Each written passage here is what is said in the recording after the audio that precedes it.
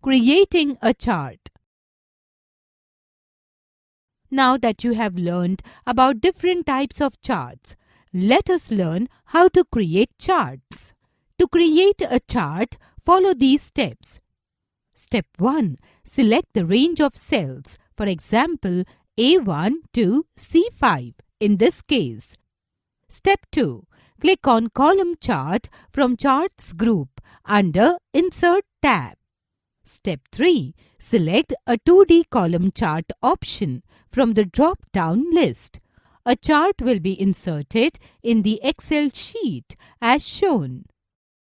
Changing chart type. You can change the type of an existing chart at any time. Perform the following steps to change the chart type. Step 1. Select the chart. Step 2. Click on the Change Chart Type command from Type group under the Design tab. Step 3.